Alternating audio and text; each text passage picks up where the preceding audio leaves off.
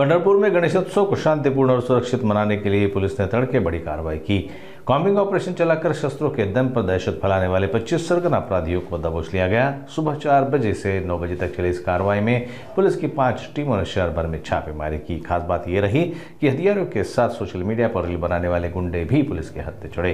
इस operation के बाद इलाके में सनसनी फैल गई है, जबकि आम नागरिक पुलिस की सख्त कार्रवाई से राहत महसूस कर रहे हैं। पुन्हा एकदा सांगावंसं वाटतं की तुम्ही किंवा अपराधी जे असतील, जे युवा पिढी असतील, जे टोळीचे सदस्य असतील, त्यांनी कुठलीही प्रकारची ह्या अवैध धंद्यांमध्ये किंवा शस्त्र बाळगण्याच्या ह्या कृत्यामध्ये सहभागी होऊ नये। तुम्ही पोलिसांचे लिमिट्स टेस्ट करू नये, कारण की जर तुम्ही आमचे लिमिट्सचं टेस्ट करशाल तर तसंच प्रत्युत्तर आपल्यालाही मिळेल।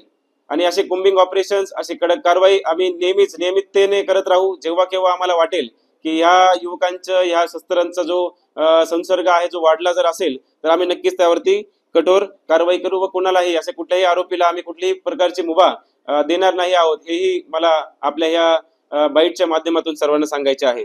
त्याच्याही पलीकडे जेही कुठले तरुण असतील, युवक असतील, अपराधी असतील, जे ह्या अशा कुठल्याही अवैध कृत्यामध्ये सापडतील त्यांच्यावरती आम्ही गुन्हा दाखल करूच। त्याचबरोबर त्या गुन्ह्याच्या पलीकडे जाऊ। आमच्याकडे इतर प्रतिबंधक कारवाया करण्याच्या आमच्याकडे तरतुदी असतात, ज्यामध्ये आपल्याला ठाऊक असेल आम्ही 106 ची किंवा नवीन आलेल्या कायदा 126 किंवा 129 व त्या पलीकडे तडीपारीची कारवाई व मकोका व एमपीडीए यासारख्या कठोर कारवाई करण्यासाठी आम्ही मागे पुढे बघणार नाही।